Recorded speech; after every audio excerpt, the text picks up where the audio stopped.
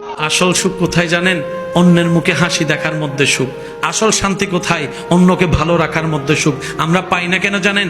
আমরা অন্যের মুখের হাসি কেড়ে নিজে হাসার চেষ্টা করি, অন্যকে আগুনে ফেলে নিজে এসির মধ্যে থাকার চেষ্টা করি, অন্যকে বেইজ্জতি করে নিজে ইজ্জতে থাকার স্বপ্ন দেখি।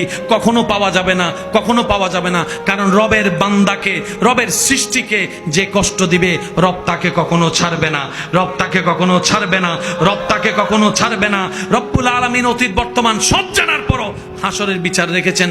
তার অন্যতম একটা কারণ হচ্ছে এই দুনিয়াতে যারা টাকার কারণে বিচার পায় নাই, সম্পদের কারণে বিচার পায় নাই, পাওয়ার না থাকার কারণে বিচার পায় নাই, সম্পদের জুলুমের কারণে অত্যাচারিত হয়েছে, বিচার পায় নাই।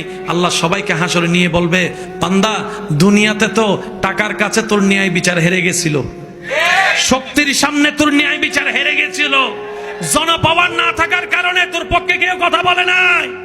ও বান্দা, হাসরে আনছি আমি, আল্লাহ আছি তোর পক্ষে, এবার আমি ন্যায় বিচার করেই দেখাবো।